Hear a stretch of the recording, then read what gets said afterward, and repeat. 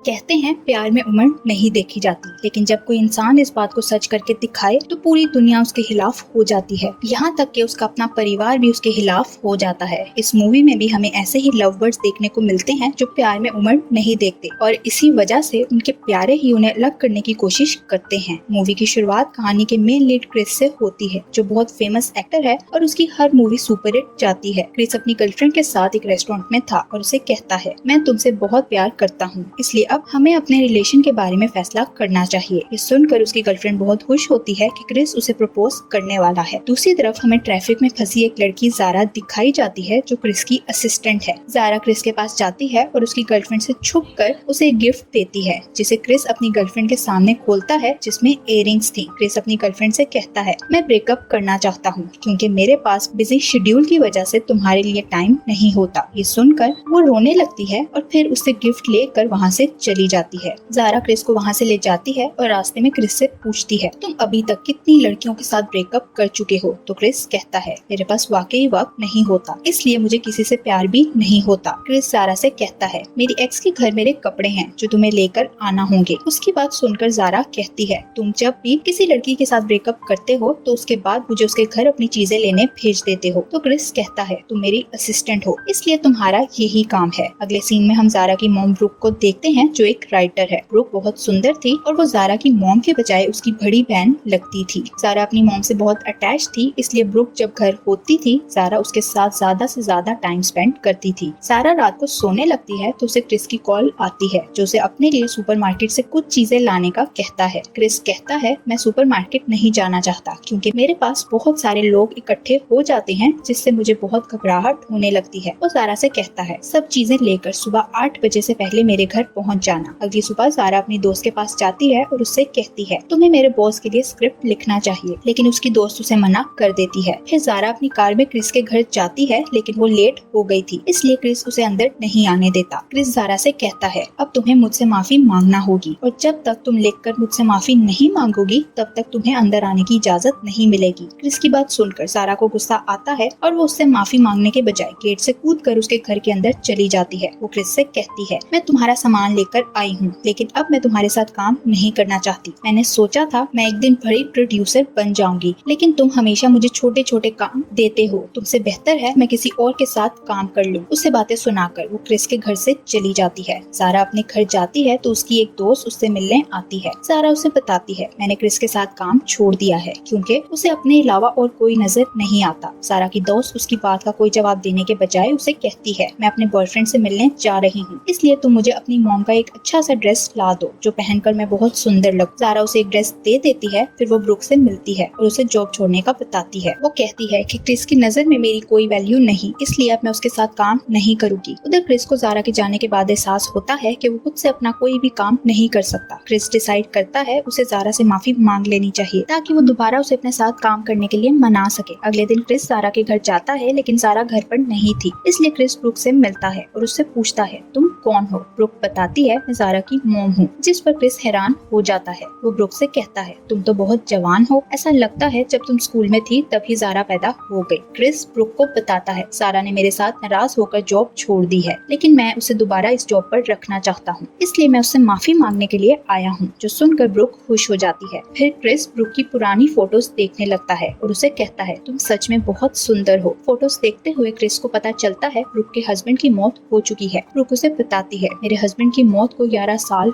हो चुके हैं, लेकिन मैं अपनी बेटी के साथ अब बहुत खुश हूँ। यहाँ क्रिस को पता चलता है ब्रुक एक राइटर है और उसने एक बुक भी लिख रखी है। ब्रुक अपनी लिखी हुई बुक क्रिस को देती है। तभी वो दोनों एक दूसरे के क्लोज आ जाते हैं और एक दूसरे को किस करते हैं। वो यहीं बस नहीं करते बल्कि एक रूम में जाकर रोमांस करने लगते हैं। उसी वक्त घर में सारा भी आ जाती है और वो नहीं जानती थी कि क्रिस यहाँ आया हुआ है। वो ब्रुक के रूम में जाती है, जहाँ उन दोनों को रोमांस करता देखकर वो शॉक्ड हो जाती है। फिर सेंसेस में आते हुए रूम से बाहर आकर ब्रुक और क्रिस को बातें सुनाने लगती है। इसी सब में सारा को गिरने की वजह से चोट लग गई थी, इसलिए ब्रुक और क्रिस उसे डॉक्टर के पास ले जाते हैं। क्रिस सारा को सफाई देते हुए कहता है, मैं तुम्हारी मॉम से तुम्हारे बारे में बात करना चाहता था, इसलिए मैं तुम्हारे घर आया था। जिस पर ज़ारा गुस्से में उसे टॉन्ट मारते हुए कहती है, तुम मेरे बारे में मेरी मॉम के साथ रोमांस करने से पहले बात करना चाहते थे या बाद में? क्रिस कहता है, मैं सबसे पहले ब्रुक से तुम्हारे बारे में बात कर चुका था क्योंकि मैं तुम्हें वापस जॉब पे रखना चाहता चाहता हूँ। वापस आने के बाद क्रिस ज़ारा से कहता है, मैं चाहता हूँ तुम ये जॉब ना छोड़ो क्योंकि मैं तुम्हारे बिना कोई भी काम नहीं कर सकता। ज़ारा उसे कहती है, मैं अब तुम्हारे साथ काम नहीं कर सकती क्योंकि तुमने मेरी मॉम का फायदा उठाने की कोशिश की है और मैं नहीं चाहती तुम दोबारा अब मेरी मॉम के आस पास भी नजर आओ। जिस पर क्रिस कहता है, ये सब मेरी गलती है, इसलिए अब मैं दोबारा तुम्हारी मॉम के साथ नजर नहीं आऊंगा, लेकिन मैं चाहता हूँ तुम मेरे साथ एज अ को प्रोड्यूसर काम करो।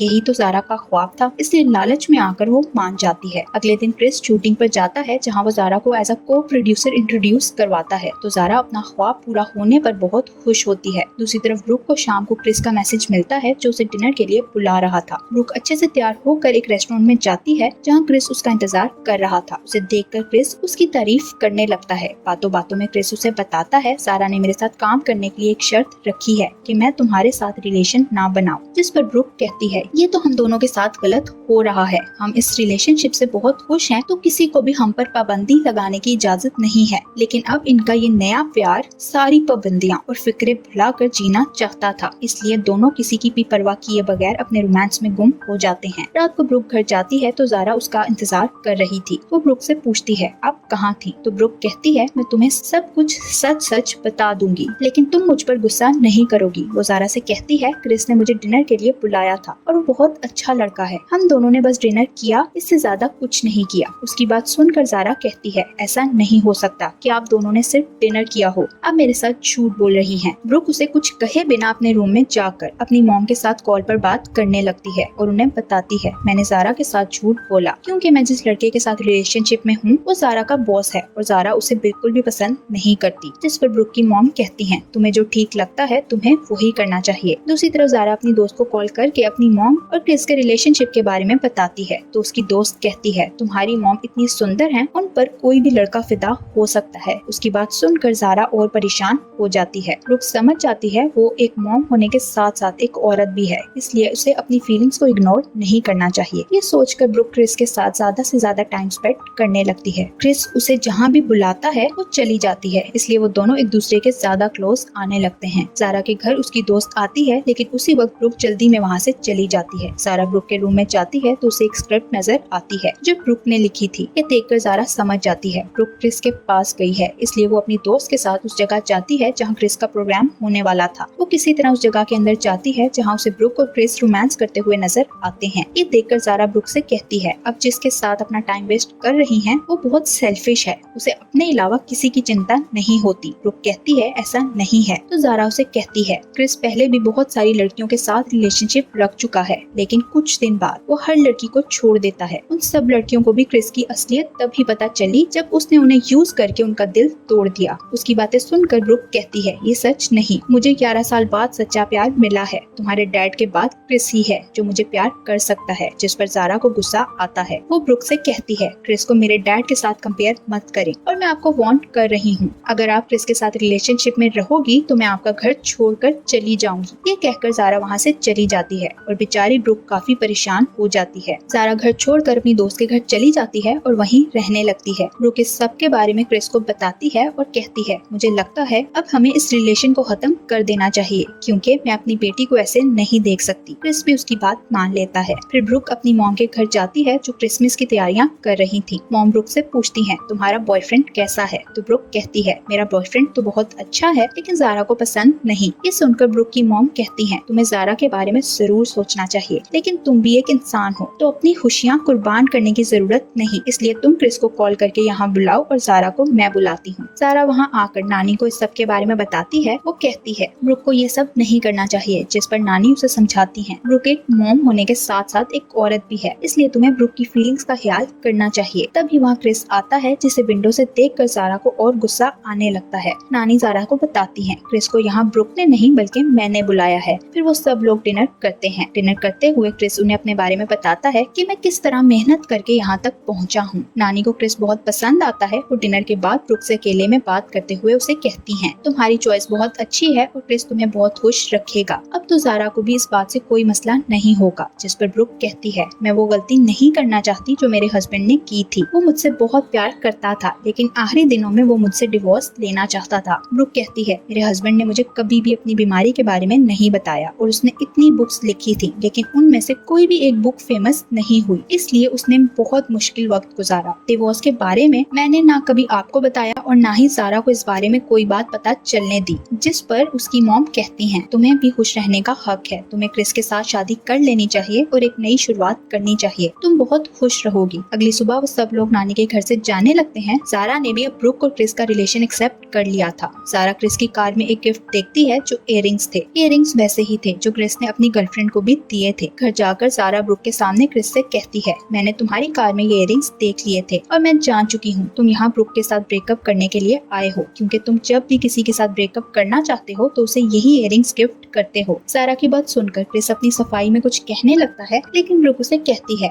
अब इस सब का कोई फायदा नहीं, इसलिए तुम यहाँ से चले जाओ। क्रिस के जाने के बाद ब्रुक उदास हो जाती है और सारा से कहती है, क्या तुम मेरा दिल तोड़ने के लिए कोई और तरीका नहीं ढूंढ सकती थी? ब्रुक दुखी होकर सारा से कहती है, तुम भी मेरे घर से चली जाओ। तो सारा अपनी दोस्त के घर चली जाती है। सारा अपनी दोस्त को इस सब के बारे में बताती है तो वो सारा को बातें सुनाते हुए कहती है, तुम अपने अलावा किसी की चिंता नहीं करती। वो सारा से कहती है, मेरा मेरे बॉयफ्रेंड के साथ ब्रेकअप हो गया था, लेकिन तुमने एक बार भी मुझसे इस बारे में नहीं पूछा। ये सब सुनकर सारा उससे माफी मांगती है और उसे मनाने के लिए कुछ चीजें लेकर आती है। सारा ने सोच लिया था अब वो क्रिस के साथ काम नहीं करेगी, इसलिए वो क्रिस के घर जाती है और उसे कह देती है, मैं अब तुम्हारे साथ काम नहीं करना चाहती। क्रिस उसे कहता है, मैं ब्रुक के लिए इयररिंग्स लेकर गया था क्योंकि मैं उसके साथ ब्रेकअप करना चाहता था, लेकिन जब मैंने उसकी लिखी हुई बुक देखी तो मैं समझ गया मुझे ब्रुक से अच्छी औरत नहीं मिल सकती। मैं वाकई ब्रुक से प्यार करता हूँ, लेकिन मैं तुम्हारी खुशी के लिए ब्रुक के करीब नहीं जाऊंगा। उसकी बातें सुनकर सारा समझ जाती है उसने बहुत बड़ी गलती कर दी है, इसलिए वो ब्रुक से मिलने घर जाती है और उसे पता चलता है ब्रुक ये घर छोड़कर नानी के घर चली गई है। सारा को ब्रुक के लिए बुरा लगता है, इसलिए वो क्रिस के पास जाती है, उसे लेकर एक सुपरमार्केट में जाती है। वो क्रिस से कहती है, तुमने 10 सालों से ठीक से शॉपिंग नहीं की, इसलिए आज तुम्हारा जो दिल चाहता है वो खरीद लो। दूसरी तरफ नानी ब्रुक को लेकर उसी सुपरमार्केट में आती है। वो ब्रुक को कुछ चीजें लेने के लिए अंदर भेजती है, जहाँ उसे पता चलता है क्रिस भी यहीं आया हुआ है। सारा उन्हें एक दूसरे के सामने देखकर उनसे कहती है, आप दोनों को यहाँ इकट्ठे करने का आइडिया मेरा था, क्योंकि मैं समझ गई थी कि मुझसे बहुत बड़ी गलती हुई है। फिर वो उन दोनों को छोड़कर वहाँ से चली जाती है। सारा के जाने के बाद क्रिस ब्रुक को कहता है, मैं अब तुम्हारे बिना नहीं रह सकता, जिस पर ब्रुक कहती है, मैं नहीं जानती कल हम दोनों के साथ क्या होगा। उसकी बात सुनकर क्रिस कहता है, हम दोनों आज खुश हैं, मेरे लिए काफी है। फिर वो दोनों एक दूसरे को किस कर लेते हैं। दूसरी तरफ सारा नानी के साथ कार में बैठकर वहाँ से चली जाती है। सारा और नानी उन दोनों को साथ देखकर बहुत खुश थी, क्योंकि ब्रुक और क्रिस को दोबारा एक करने का प्लान इन्हीं दोनों का था। इसी के साथ इस मूवी की हैप्पी एंडिंग हो जाती है।